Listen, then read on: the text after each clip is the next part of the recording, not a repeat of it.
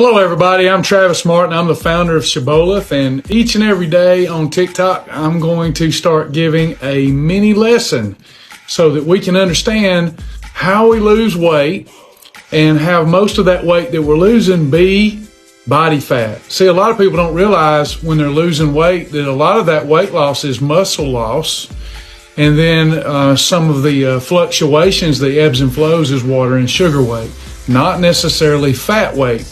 Those of us that want to lose body fat, then we're going to have to subscribe to a little different approach, or we'll lose more of our metabolism. That's right, muscle equal metabolism. So let's just start off with some very basic stuff each and every day. So we'll start this off with the word calories. We all are familiar with this word calories. You need to watch your calories. Be careful with the calories.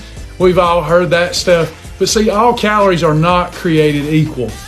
Okay? If all calories were created equal, then one would get the same result from eating 1,000 calories a day of chicken breast and broccoli as they would eating 1,000 calories a day of Mayfield Moose Tracks ice cream. So everything being equal calorie-wise, 1,000 calories of chicken breast and broccoli versus 1,000 calories of Moose Tracks ice cream, well, you get a totally different result, and you know that. So all calories aren't created equal.